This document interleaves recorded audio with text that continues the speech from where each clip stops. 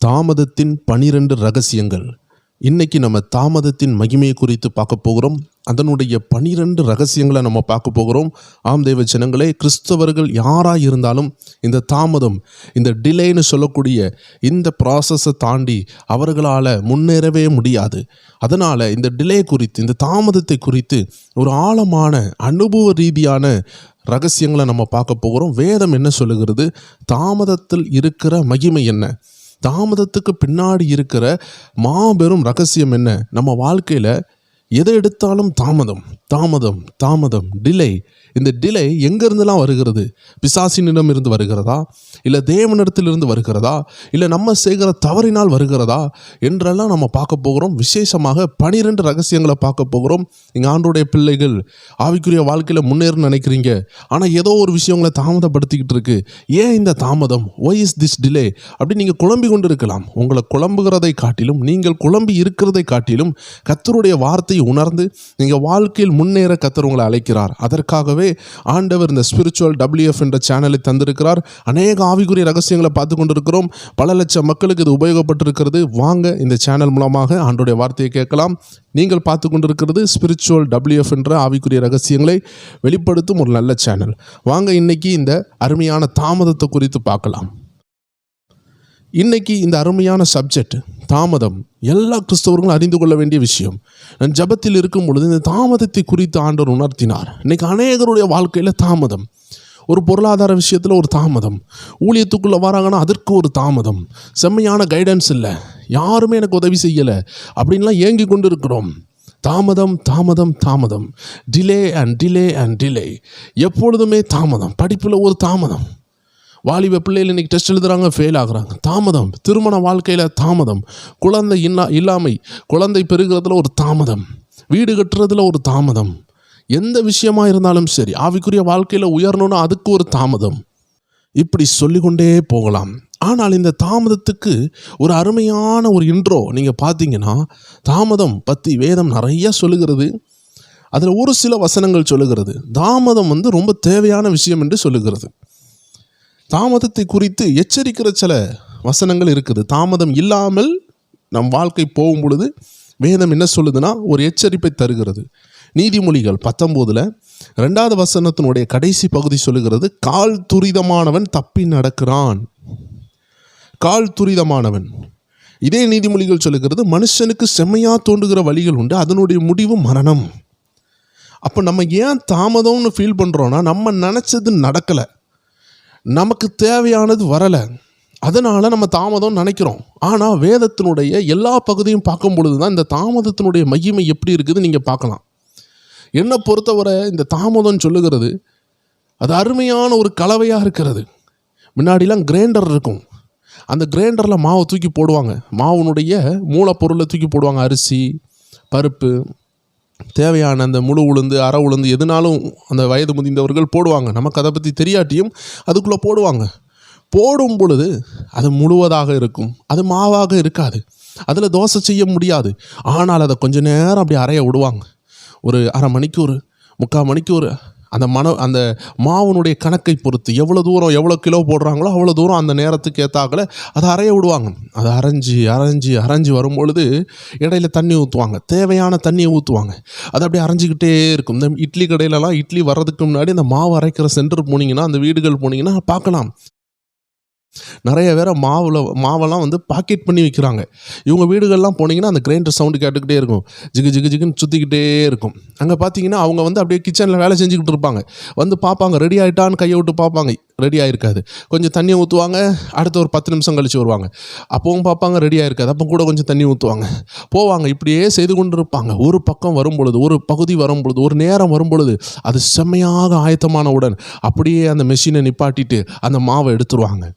அந்த மாவு அப்படியே கொஞ்சம் நேரம் கழித்து, கொஞ்சம் நேரங்கள் இல்லை நிமிடங்கள் கழியும் பொழுது அழகான இட்லியாக மாறும். அழகான விலை அதற்கு உண்டாகும், அழகான மனம் உண்டாகும். அதை அநேகர் வாங்கி கொண்டு போவாங்க.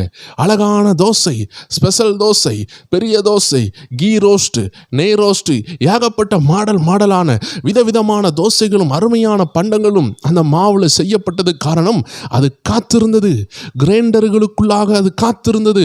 தேவ ஜனங்களே, ஒரு கிரைண்டருக்குள்ளாடி ஒரு மாவு காத்திருக்கும் பொழுதே அதனுடைய ரூபம் மாற்றப்பட்டதுன்னா, இன்னைக்கு நம்ம வாழ்க்கையில் காத்திருப்பினுடைய மேன்மை என்ன, ரகசியம் என்ன, உயர்வு என்ன என்று பார்க்க போகிறோம். அதனால வேதம் சொல்லுகிறது, கால் துரிதமானவன் தப்பி நடக்கிறான். நம்ம காத்திருக்காமல் போகிறோம்னா நம்ம தப்பா நடக்கிறோம் வேதம் சொல்லுது. அதே நீதிமொழிகள், வேதத்தில் உள்ள அருமையான நீதிமொழி புஸ்தகத்தில் 20வது வசனம் 21வது வசனம் 21வது வசனம் 20வது அதிகாரம் 21 சொல்லப்படுகிறது, ஆரம்பத்திலே துரிதமாய் வந்த ஆசீர்வாதம். அதை குறித்து அழகாக சொல்லப்படுகிறது. ஆரம்பத்திலே துரிதமாய் கிடைத்த சுதந்திரம் முடிவிலே ஆசீர்வாதம் பெறாது. சீக்கிரமா காத்திருக்காம ஒரு பிளெஸிங் வந்துட்டுனா அது முடிவில் நல்லா இருக்காது. ஒரு விலை தெரியாத ஆசீர்வாதம் வந்துட்டுனா அதனுடைய முடிவு நல்லா இருக்காது. இதை நான் சொல்லலை, வேதத்தை எழுதிய பரிசுத்த ஆவியானவர் சாலமோன் மூலமாக சொல்லியிருக்கிறார். அவர்தான் இந்த வேதத்தை எழுதியவர், மனிதர்களை உபயோகப்படுத்தினார். தேவனுடைய கர்த்தருடைய இருதயத்தில் உள்ள என்னன்னா, சீக்கிரமா எதையுமே கொடுத்து அதனுடைய விலையை கெடுத்து விடக்கூடாது என்று நினைக்கிறார். நீங்கள் யோசிக்கலாம், ஆனால் என்னுடைய நேரம் வந்து விட்டதே, எனக்கு கல்யாண வயசு ஆகிவிட்டதே, எனக்கு வருமானம் தேவை, அந்த வயசு ஆகிவிட்டதே, என் பிள்ளைகள் வளர்கிறார்களே, நேரம் வந்து விட்டதே என்று நீங்கள் யோசிக்கலாம். நல்லா யோசித்து பாருங்க, நம்மளுடைய நேரம் வந்தது, கர்த்தருடைய நேரம் வந்ததா? அதனால தான் இந்த தாமதம் என்ன செய்கிறது என்று நாம் தெளிவாக பார்க்க போகிறோம். ஒரு 12 விஷயத்தை நம்ம வேகமாக பார்க்கலாம். முதலாவது, தாமதத்தை குறித்து நம்ம எல்லாருக்கும் தெரிந்த ஒரு அருமையான வசனம் உண்டு. தாமதத்தினுடைய இன்னொரு பேர் தான் காத்திருப்பு. ஏசாயா தீர்க்கதரிசி புஸ்தகத்தில் 40வது அதிகாரத்தில் 31வது வசனம் சொல்லுகிறது, கர்த்தருக்கு காத்திருக்கிறவர்களோ புதுபலன் அடைந்து கழுகுகளைப் போல செட்டைகளை அடித்து எழும்புவார்கள். அவர்கள் ஓடினாலும் இளைப்படையார்கள், நடந்தாலும் சோர்ந்து போகார்கள். காத்திருக்கிறவனுடைய வல்லமை, தொடர்ச்சியான ஆசீர்வாதம், தொடர்ச்சியான மேன்மை உண்டு. அதற்காக தான் நீங்கள் காத்திருக்கிறீங்க. You are suffering today for tomorrow's blessing. நான் சொல்ல, தேவ மனிதர் ஜாஸ்வா சொல்லுகிறார். தேவ மனிதர் ஆண்டவரால் பயன்பட்ட ஒரு அருமையான தேவ மனிதன் சொல்லுகிறார், சஃபர் டுடே என்ஜாய் டுமாரோ. இன்னைக்கு கஷ்டப்பட்டு நாளைக்கு ஆசீர்வாதமாக இருக்கு. இன்னைக்கு நிறைய பேர் வாலிப வயசில் ஊரெல்லாம் சுற்றி என்ஜாய் பண்ணிட்டு நாளைக்கு கஷ்டப்பட்டுட்டு இருப்பாங்க.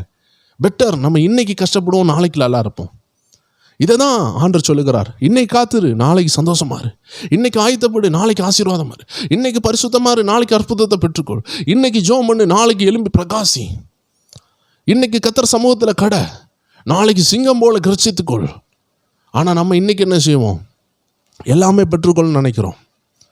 இன்னொரு தேவ மனிதன் அழகாக சொல்லுகிறார், delay is not denial. Delay is not denial. அப்படி என்றால் தாமதம் மறுதலிப்பு கிடையாது. கைவிட்டு விட்டார் என்று சொல்ல வேண்டாம். தாமதிக்கும் பொழுது is quiet silent for a still moment. ஒரு சின்ன நேரம் ஆண்டவர் பொறுமையாக இருக்கிறார். பொழுது அவர் சைலண்டாக இருக்கிறார். நித்திய கிருபையுடன் இறங்கிடுவார். உங்கள் வாழ்க்கையை தலைகீழ மாற்றிடுவார். அதற்கு முன்பதாக நீங்கள் ரகசியங்களை புரிந்தாக வேண்டும். அனுபவ ரீதியாக ஒரு 12 காரியங்களை வேகமாக பார்க்கலாம். முதலாவது, தாமதம் ஒரு டெஸ்ட் ஆஃப் ஃபெய்த். அதை உங்களை தயாராக்கும். தாமதம் வச்சு இருக்கிறதுனால வச்சே நம்ம ஒரு 12 காரியங்களை பார்க்க போகிறோம். தாமதம் உங்களை தயாராக்கும். ஆபிரகாமை 25 வருஷம் ஆண்டவர் தயாராக்குனார். ஏன் தெரியுமா? தேசம் கொள்ளாத ஆசீர்வாதத்தை அவருக்கு கொடுக்கணும்னு நினைச்சார். இயேசு கிறிஸ்து அந்த தலைமுறையில் வரணும்னு நினைச்சார். அவர் மூலமாக சகல உலகத்தில் உள்ள எல்லாரும் ஆசீர்வதிக்கப்படணும்னு நினைச்சார். அதனால அவருக்கு 25 வருஷம் காத்திருப்பு. ஒரு மருத்துவராக ஒருத்தர் மாறணும்னா அரை கிளாஸு பால்வாடி இப்படியெல்லாம் படித்து இந்த எல்கேஜி யூகேஜி ப்ரீகேஜி என்னெல்லாமோ படித்து தான் நம்ம என்ன செய்கிறோம், பிள்ளைகளை 3 வருஷம் ஆல்ரெடி பேபி கிளாஸ்ன்னு சொல்லி படிக்க வச்சு 1ஆம் கிளாஸ்லேருந்து 12ஆம் கிளாஸ் வரைக்கும் அது ஒரு 12 வருஷம், இந்த பேபி கிளாஸ் ஒரு 3 வருஷம், ஆக மொத்தம் அதிலே 15 வருஷம் போச்சா. இந்த 15 வருஷத்துக்கு பிறகு டாக்டர் படிக்கணும், அதுக்கு ஒரு 5 வருஷம், ஆக மொத்தம் 20 வருஷம் போச்சா. அந்த டாக்டரை முடிச்சுட்டு அதுக்கப்புறம் மாஸ்டரேட் டிகிரி அது ஒரு 2 வருஷம், ஆக மொத்தம் 22 வருஷம் போச்சா. சாதாரண ஒரு மருத்துவராக மாறுறதுக்கு ஆண்டவர் படைச்ச இந்த உடம்ப அக்கு வேற ஆணி வேறன்னு படிக்கிறதுக்கு 22 வருஷம் ஆகிறது. 20ல் இருந்து 22 வருஷம் நான் பேபி கிளாஸ்ல இருந்தே சொல்லுறேன். அப்போ 22 வருஷம் ஒரு உலகத்தினுடைய ஆசீர்வாதத்தை பெறுகிறதற்கு ஒரு மனுஷன் காத்திருக்கிறானா, பரலோகத்தின் ஆசீர்வாதம் அது தேசமெல்லாம் உங்க மூலமா கொண்டு போகப்படும்னா நம்ம காத்திருக்க வேண்டியது அவசியம் அல்லவா, நாம் படிக்க வேண்டியது அவசியம் அல்லவா. அதனால முதல் விஷயம், அது நம்மளை தயாராக்கும், நம்மளை ஆயத்தப்படுத்தும், நம்மளை உருவாக்கும். 2வது விஷயம், தாமதம் நம்மளை தற்காக்கும். ஒருவேளை நம்ம காலத்துக்கு முன்னாடி வெளியே வந்தா ஆபத்தில் மாட்டி விடுவோம். காலத்துக்கு முன்னாடி வெளியே வந்தா, அது இயேசு கிறிஸ்துவாகவே இருந்தாலும் சரி, மோசையாக இருந்தாலும் சரி, காலத்துக்கு முன்பதாக அவர்கள் வெளியே வந்தால் அவர்களுக்கு ஆபத்து இருந்தது. ஆண்டவராகிய இயேசு குழந்தையா இருக்கும் பொழுது அந்த இயேசு தன்னையே காத்துக்கொள்ள முடியாத ஒரு தருவாயில் இருந்தார். காரணம், அவர் குழந்தையாக இருக்கிறார். அவர் இறைக்குமாரனா தேவகுமாரனா? ஆம், ஆனால் அவர் குழந்தையாக இருந்த பருவம். இது இயற்கையினுடைய விதிகள். ஆண்டவர் ஆகிய தெய்வம் இயேசு கிறிஸ்து இந்த பூமியில் அனுப்பும் பொழுது ஒரு ஆதாமை போல 20 வயசு 22 வயசான ஒரு நபராக அனுப்பவில்லை. அவர் பூமியினுடைய சகல கோட்பாடுக்கும் கீழ்ப்படிந்து ஒரு கன்னியினுடைய கற்பத்துக்குள் இருந்து வருகிறார். ஒரு பேபி எப்படி பிறக்கணுமோ மாம்சத்தோடு ரத்தத்தோடு அப்படி பிறந்து வரும் பொழுது அந்த பேபியினுடைய வயசை ஆண்டவராக இயேசு கிறிஸ்து தாண்டும் பொழுது, குழந்தையாக இருக்கும் பொழுது குழந்தையினுடைய சுபாவம் இருக்கும் இல்லையா, எலும்பி நடக்க முடியாது, தவழணும். இப்போ இயேசுவும் தவழ்ந்திருக்கிறார், இயேசுவும் தத்தி நடந்திருக்கிறார். ஆனால் அவர் இறைக்குமாரன் தான். ஆனால் பூமியினுடைய கோட்பாடை பிதாவாகிய தேவன் மதிச்சதுனால அந்த ஒரு விதியில் வர வச்சார். அதனால் இயேசு குழந்தையாக இருக்கும் பொழுது இயேசு அவரை தற்காத்து கொள்ள முடியாது. அதனால் அந்த ராஜா கொன்றக்கூடாதுன்னு அந்த இயேசு கிறிஸ்துவை அவருடைய தகப்பனாகிய யோசேப்புடன் சொப்பனத்தில் உண்டாகி ஆண்டவர் என்ன செய்கிறார், பாதுகாக்கிறார். அப்போ இயேசுவாகவே இருந்த பொழுதும் ஆண்டவர் சொல்லாமல் வெளியே வரல, காத்திருந்தார். 30 ஆண்டுகள் காத்திருந்தார். மோசையை பாருங்க, முதல் 40 ஆண்டு காத்திருக்கிறார். அநேக காரியங்களை கற்றுக்கொள்ளுகிறார். அவங்க அம்மா என்ன செய்கிறாங்க, பால் கொடுக்கறதுல இருந்து அவனுக்கு சத்தியம் கொடுத்தாங்க. அந்த சத்தியத்தினுடைய வெறியினால் அவனுக்கு என்ன ஆகிவிட்டது, கோபம் வந்துட்டு ஒரு குறிப்பிட்ட நாளில். அதனால ஒருத்தனை கொலை பண்ணிட்டான். நம்ம அதை குறித்தும் பார்க்கலாம்.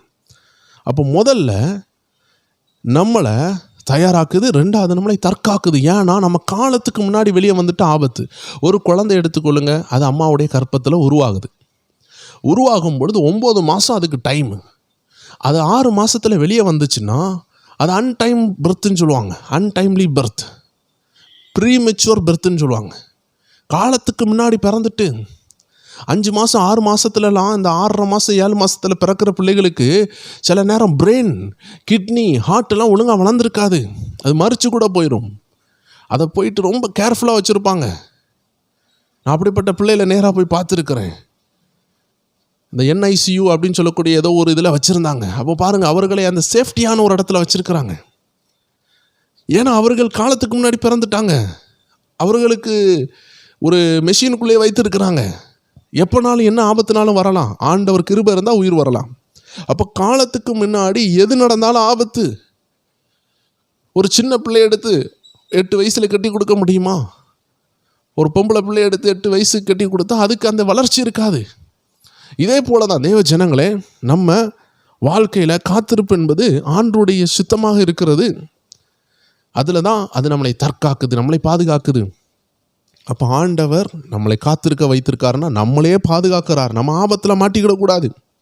நம்ம வாழ்க்கையில் உள்ள ஆசீர்வாதம் வெளியே வரும்பொழுது சாத்தான் நம்ம காலத்துக்கு முன்னாடி வெளியே வந்துட்டோன்னா நம்ம ஜெபம் பத்தாது, நம்மளுடைய ஆவிக்குரிய வாழ்க்கை பத்தாது, நம்ம கீழ்ப்படிதல் பத்தாது, நம்ம வேத தியானம் பத்தாது. நம்ம வெளியே வந்து நம்ம ஆண்டவர் என்ன பயன்படுத்துகிறான்னு சொல்லும்போது அட்டாக்ஸ், போராட்டம் மேலே போராட்டம். ஏன்னா நமக்கு அந்த நேரம் வரலை, அந்த காலம் வரலை, ஆண்டவருடைய நேரம்.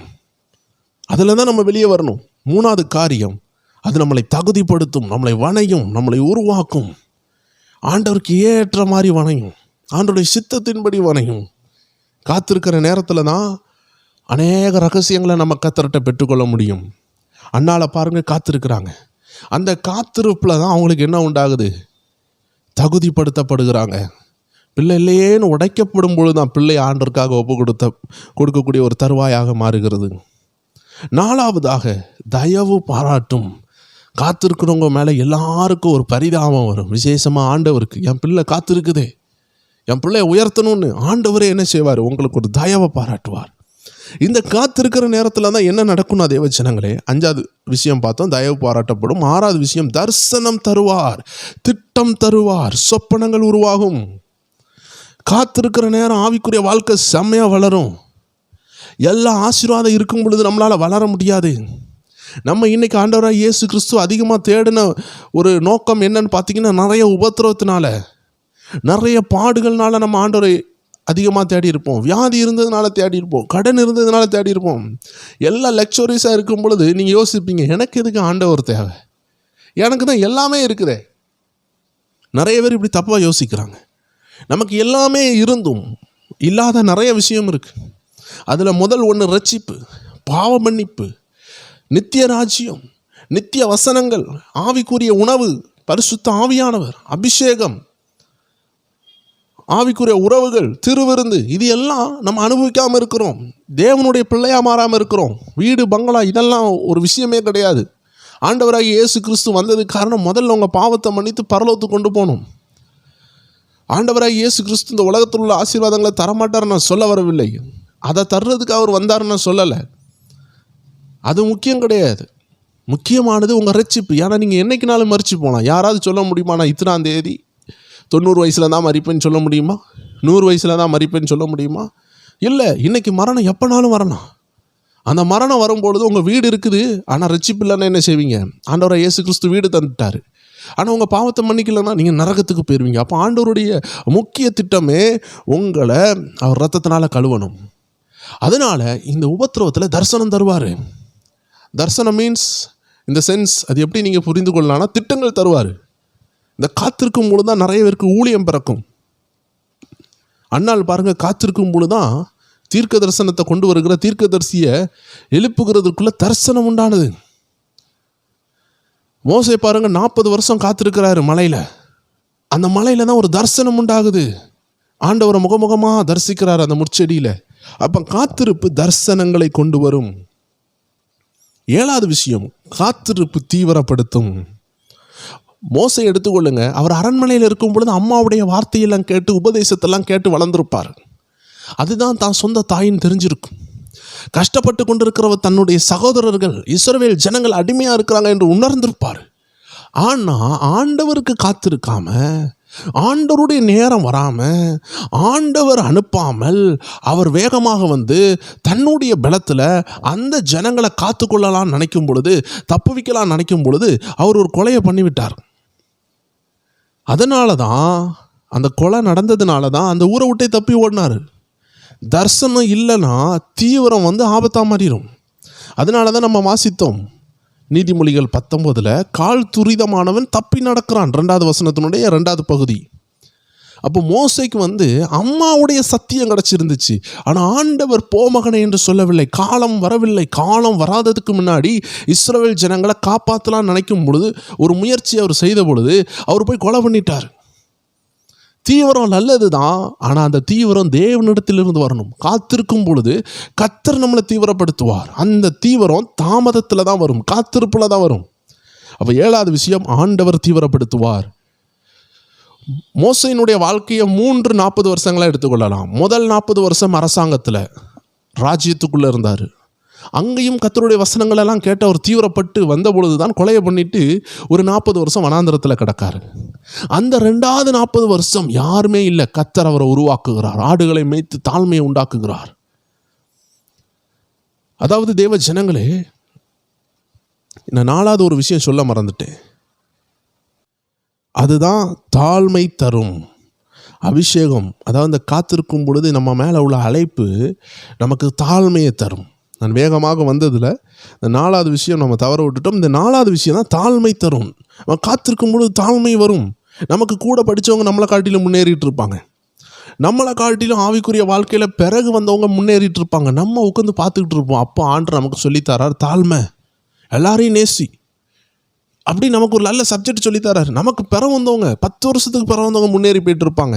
தேவ ஜனங்களே, அவங்க முன்னேறாங்க, நீங்கள் சோர்ந்து போயிடாதீங்க. ஏன்னா உங்கள் வாழ்க்கையில் பெரிய அழைப்பு இருக்குது, பெரிய திட்டம் இருக்கிறதுனால ஆண்டவர் காத்திருக்க வைக்கிறார். அப்போ அது தாழ்மை தரும். இப்போ நம்ம 7வது விஷயத்துக்கு வந்துடலாம், தீவிரப்படுத்தும்.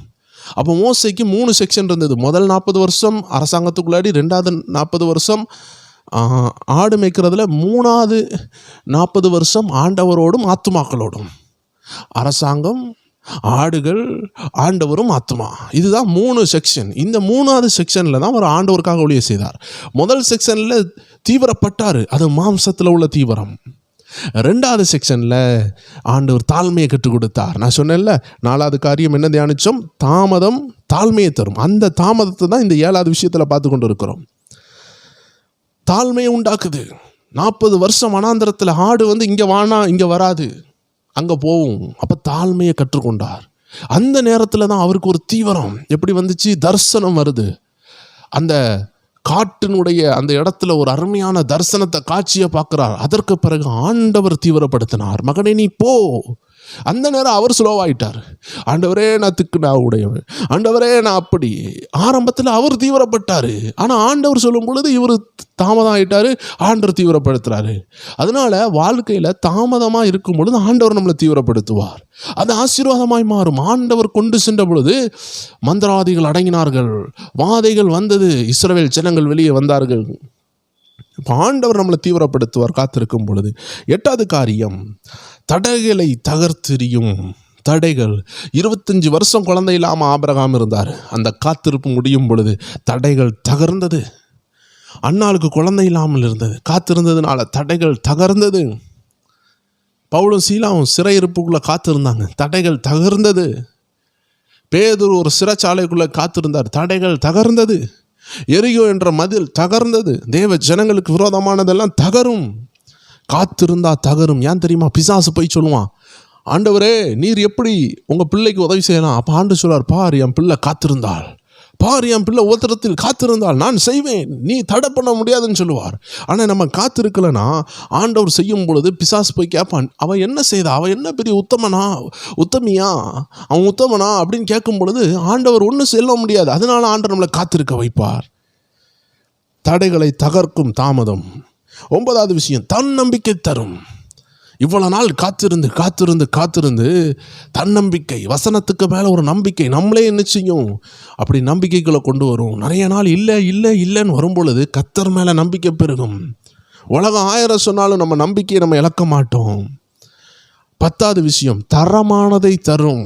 எப்படிப்பட்டதை தரும்? சும்மா லோக்கலானதை தராது, தரமானதை தரும். காத்திருக்கிறவங்களுக்கு ஆண்டவர் கொடுத்ததை திரும்பி பாருங்க. அன்னாலே எடுத்துக்கொள்ளுங்களேன், காத்திருந்தாங்க. கொடுத்தது சாமுவேல் தீர்க்கதரிசி. வேதம் சொல்லுகிறது தான் முதல் பெர்சேபா வரைக்கும் இந்த தீர்க்கதரிசியாக சாமுவேல் சொன்ன ஒரு வார்த்தை கூட தரையில் விழலையாம். அவர் சொன்னதெல்லாம் நடந்துச்சான். இப்படி ஒரு மகா தீர்க்கதரிசியை காத்திருந்ததுனால பெற்றுக்கொண்டாங்க. காத்திருக்கிறதுனால் வரக்கூடிய பல நன்மைகள், அதில் வரக்கூடிய நன்மைகள் எல்லாமே தரமானதாக இருக்கும். எல்லாரும் சொல்லலாமா? தரமானதாக இருக்கும். காத்திருக்கிறவங்களுக்கு நன்மை எப்படி இருக்கும்? தரமானதாக இருக்கும். 11வது விஷயம், தலை நிமிர பண்ணுவார். தேவ சித்தம் நம்ம வாழ்க்கையில் நடந்துட்டோன்னா, நம்ம காத்திருந்துட்டோன்னா, ஒன்ஸ் நம்ம காத்திருந்து முடிச்சிட்டோன்னா தலை நிமிரும். இதை தான் நம்ம அருமையாக ஏசாயா தீர்க்கதரிசி புஸ்தகத்தில் நம்ம வாசித்தோம். கர்த்தருக்கு காத்திருக்கிறவளோ புதுபலன் அடைந்து கழுகுகளை போல செட்டைகளை அடித்து எழும்புவார்கள். எழும்பும் பொழுது எது முதல்ல வரும்? தலை. ஒரு கழுகு அப்படி முதல்ல பறக்கும் பொழுது அதுக்கு தலை அப்படி உயர்த்தி அப்படி பறக்குது. தலை எலும்புதா இல்லையா? காத்திருக்கிறவங்களுடைய தலை எலும்பும். எதிரிகளுக்கு மேலாக, சூழ்நிலைகளுக்கு மேலாக, சகல கட்டுகளுக்கு மேலாக, இதுவரை நடக்க முடியாத, இதுவரை செய்ய முடியாத அனுபவங்களிலிருந்து நம்ம எழும்புவோம். இதுதான் காத்திருக்கிறவனுடைய ஸ்பெஷாலிட்டி. தாமதத்தினுடைய 11வது விஷயம் நம்ம பார்த்தோம், தலை நிமிர பண்ணும். கடைசியாக தாமதம். நிறைய விஷயம் இருக்கலாம், ஆனால் நம்ம வேதத்திலிருந்து அனுபவ ரீதியாக எடுத்ததில் ஒரு 12 விஷயம். கடைசியாக தலை சிறந்தவனாக அவங்கள மாற்றும், தலைவனாக மாற்றும், தலை சிறந்தவளாய் மாற்றும், தலைவியாய் மாற்றும். ஆபிரகாமுக்கு ஒரு பேர் உண்டானது. அவர் யார் தெரியுமா? விசுவாசிகளுக்கெல்லாம் தகப்பன். He became a father. உயரத்தில் கொண்டு போய் வச்சது. காரணம் என்ன? காத்திருந்ததுனால ஆண்டவர் உயர்த்தி வச்சார். ஸோ தேவ ஜனங்களே, காத்திருப்பினுடைய ஒரு 12 காரியங்களை பார்த்துருக்குறோம். காத்திருப்பு ஒரு அருமையானது. உங்களுக்கு ஒரு விஷயம் கூட சொல்லுகிறேன், அது நம்மளை தயாராக்கும். 2வது விஷயம் தற்காக்கும். 3வது விஷயம் தகுதிப்படுத்தும். 4வது விஷயம் தாழ்மையை தரும். 5வது விஷயம் தயவு பாராட்டும். கர்த்தரிடத்திலிருந்து தயவு, மனித தயவு. 6வது விஷயம் தரிசனம் தரும், திட்டம் தரும். தேவையான எல்லா ஆவிக்குரிய ரகசியங்களையும் வெளிப்படுத்தி நம்மளை வெளியே கொண்டு வருவார் ஆண்டவர். 7வது காரியம் தீவிரப்படுத்தும். ஆவிக்குரிய தீவிரம், மாம்ச தீவிரம் அல்ல. ஆவியானவர் நம்மளை காத்திருக்க வைத்து ஒரு பாரத்தை தந்து தேசத்தில் சுவிசேஷம் அறிவிக்கணும் என்று ஒரு ஊழியக்காரராக இருக்கிறீங்கன்னா, ஊழியக்காரியாக இருக்கிறீங்கன்னா, ஆண்டவரே நான் இவ்வளோ நாள் காத்திருக்கிறேன், இனி எனக்கு வாய்ப்பு தந்து அவனுடைய நாமத்தை மகிமைப்படுத்துவேன். அந்த ஒரு தீவிரம். ஒரு பிஸ்னஸ் மேனாக இருக்கிறீங்கன்னா, ஆண்டவரே எத்தனையோ பேர் அநியாயம் பண்ணுறாங்க, ஏழைகளுக்கு உதவி செய்யலை, ஊழியர்களுக்கு உதவி செய்யலை, தேவராஜ்யம் வளர உதவி செய்யலை, எனக்கு நீர் ஒரு கிருபை பாராட்டினீர்னா நான் உம்முடைய ராஜ்யத்துக்காக நிற்பேன். ஒரு தீவிரம் உங்களுக்குள்ளே உண்டாகும். வேலையே இல்லாதவனுக்கு தான் வேலை கிடைச்சா அதனுடைய அருமை தெரியும். நல்லா வேலை செஞ்சுட்டு இருக்கிறவனுக்கு அந்த அருமை தெரியாது. அதனால தேவன் உங்களை காத்திருப்புக்குள்ளே வைத்து தீவிரப்படுத்துவார். நல்லா படித்து வேலை இல்லாமல் இருப்பாங்க, நல்லா அழகாக இருப்பாங்க, திருமணம் நடக்காது. நல்லா காசு இருக்கும், திருமணம் வாய்க்காது. இப்படி காத்திருக்கிறவங்க தான் ஆண்டுட்டு சொல்லுவாங்க, ஆண்டவரே எனக்கு ஒரு திருமணம் பண்ணி வைத்தீங்கன்னா நான் அநேக ஏழைகளுக்கு உதவி செய்வேன். அப்போ உங்கள் காத்திருப்பு, உங்களுடைய தாமதம் ஆசீர்வாதமாக மாறிட்டு, வேதத்தின்படி அது ஆசீர்வாதம். 8வது காரியம் தடைகளை தகர்த்தெறியும். எவ்வளோ பெரிய செயின்ஸாக இருந்தாலும், பேரியர்ஸாக இருந்தாலும், ஸ்டம்பிளிங் பிளாக்ஸாக இருந்தாலும் எல்லா தடைகளையும் உடைத்தெறியும். 9வது விஷயம் தன்னம்பிக்கை தரும். ஆண்டவருக்கு மேலே உங்களுக்கு ஒரு வலிமையான நம்பிக்கை உண்டாகும். ஆண்டவர் என்னை கைவிட மாட்டார். 10வது விஷயம் தரமானதை தரும். ஏதோ யானோதானன் உள்ளதே அல்ல, தரமானதை ஆண்டவர் தருவார். உங்களுக்கு முன்னாடி நிறைய பேர் போயிருப்பாங்க. உங்களுக்கு பின்னாடி 10 வருஷத்துக்கு பின்னாடி வந்தவங்க, 15 வருஷத்துக்கு பின்னாடி உள்ளவங்களாம் ஏதோ முன்னாடி போனது போல இருக்கும். ஆனால் கர்த்தர் உங்களை உயர்த்தும் பொழுது உங்கள் வெளிச்சம் மலை மேலே உள்ளது போல இருக்கும். அவர்கள் எல்லாம் குட்டி குட்டியாக இருப்பாங்க. நீங்கள் அப்போ தான் யோசிப்பீங்க, ஓஹோ இந்த குட்டி உயரத்துக்கு வர்றதுக்கு தான் நீ இவ்வளோ ஃபாஸ்ட்டாக போனியா? இந்த ஒரு சின்ன உயர்வுக்கு ஒரு வீடை கட்டுறதுக்கு, ஒரு சின்ன ஒரு ஷீட்டு போட்ட ஒரு வீடை கட்டுறதுக்கு தான் நீ அவ்வளோ அவசரப்பட்டியா? ஊரெல்லாம் போய் காசை சம்பாதிச்சியா? ஒரு சின்ன ஆசீர்வாதத்தை பெறதுக்கு தான் நீ இப்படி ஓடினியான்னு உங்களை யோசிக்க வைக்கிற லெவலில் கர்த்தர் உயர்த்துவார். கர்த்தர் உங்கள் கீழே பெரிய விஷன்ஸ் தந்துருப்பார். ஒரு பெரிய பிஸ்னஸ் மேனான்ற வைத்திருக்கிறாருங்களே, 100 வீடை கட்டுவீங்க. ஆனால் உங்களுக்கு பின்னாடி ஓடி இருந்தாங்க பார்த்தீங்களா, பின்னாடி வந்தவங்க போய் கஷ்டப்பட்டு ஒரு வீடை கட்டியிருப்பான். ஆண்டவர் உங்களை ஆசீர்வதிச்சு ஏழைகளுக்கு எல்லாம் கொடுக்க வைப்பார். காரணம் நீங்கள் காத்திருந்ததுனால சாத்தானால் தடுக்க முடியலை. தரமானதை தரும். 11வது விஷயம் தலை நிமிர செய்யும். கழுகா போல எழும்பி பறக்க செய்யும்.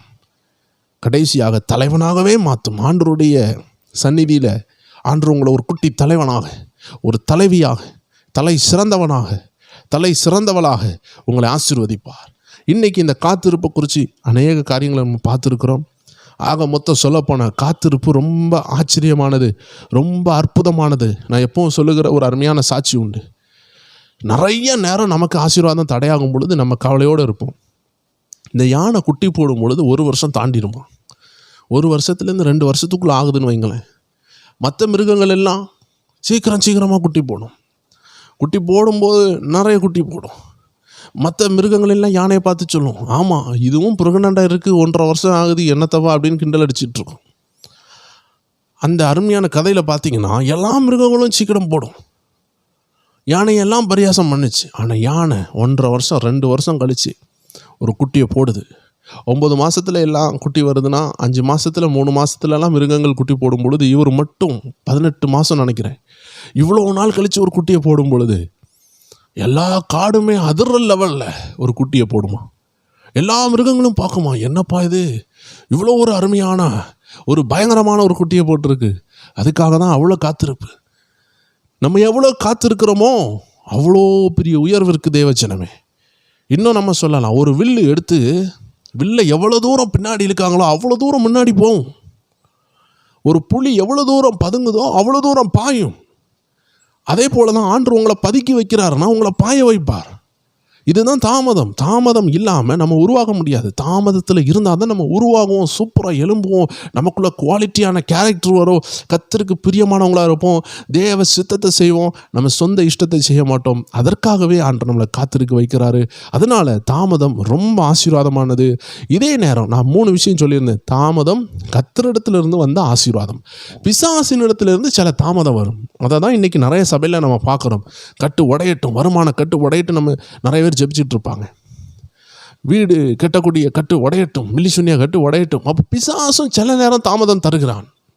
அந்த தாமதம் டோட்டலாகவே வித்தியாசமாக இருக்கும். உங்களுக்கே தெரியும், இது ஆண்டவர் நம்மளை காத்திருக்க வைக்கல, பிசாசு காத்திருக்க வைக்கிறான். இது நம்மளை வேதனைப்படுத்துறதுக்காக இதை செய்கிறான். அந்த தாமதத்தை நம்ம ஜெபித்து உடைக்கணும். இது 2வது விதமான தாமதம். முதல்ல கர்த்தர் நம்மளை தாமதிக்க வைப்பார். நம்ம எந்த விஷயம்லாம் நம்மளை ஜெபிக்க வைத்து கர்த்தர்கிட்ட கொண்டு போகுதோ அந்த தாமதம் எல்லாம் கர்த்தர் தருகிறது. கர்த்தர் நம்மளை தாமதத்தில் வைத்திருக்கிறாருன்னா நம்ம பின்வாங்கி போக மாட்டோம். சில தாமதம் நம்மளை பின்வாங்கி போக வைக்கும். ஜெபிக்க விடாது, பைபிள் வாசிக்க விடாது. இதெல்லாம் பிசாசு செய்கிற தாமதம். 3வது ஒரு தாமதம் இருக்கிறது, அது நம்ம தாமதப்படுத்துகிறது. ஆண்டவர் ஒரு ஆசீர்வாதத்தை தாரான்னு சொல்லும் பொழுது நம்ம சுயமாக வேறு இடத்துக்கு போகும்பொழுது டிலே ஆகுது.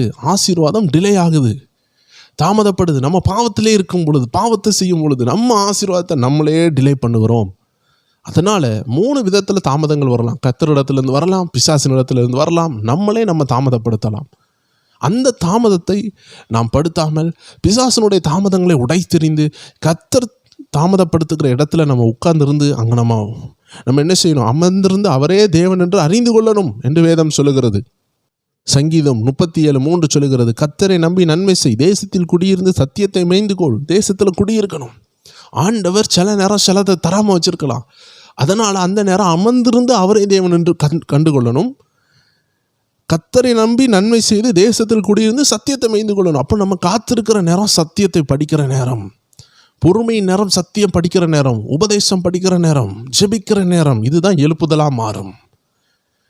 வேல்ஸ் தேசம் எழுப்புதல் உண்டான ஒரு அருமையான தேவ மனிதன்ட்ட கேட்கும் பொழுது அவர் சொல்கிறார், நான் கிட்டத்தட்ட 20 ஆண்டுகள் நான் முழங்கால் பண்ணி ஜெபிச்சேன்னு சொல்லி அவருடைய கார்பெட்டை காட்டுகிறார். அந்த கார்பெட்டில் ஒரு முட்டு போட்டு ஜெபிச்சு அந்த இடம் பள்ளம் விழுந்து கிடந்தது. கிட்டத்தட்ட 20லேருந்து 24 வருஷம் முட்டு போட்டு ஜெபிச்சிருக்கிறார் அந்த தேசத்தினுடைய எழுப்புதலுக்கு. பார்த்தீங்களா? அப்போது நெடுநாள் ஜெபம் பெரிய எழுப்புதலை கொண்டு வரும். இந்த அருமையான பதிவு உங்களுக்கு பிரோஜனப்பட்டிருக்குன்னு நினைக்கிறேன். இப்படிப்பட்ட ஆவிக்குரிய பதிவுகளை நம்ம ஸ்பிரிச்சுவல் WF என்ற சேனலில் பார்க்குறோம். வருகிற நாட்களில் சின்ன சின்ன பதிவாக நிறையா ஆண்டவர் கொடுத்த பதிவுகளை நம்ம பார்க்க போகிறோம்.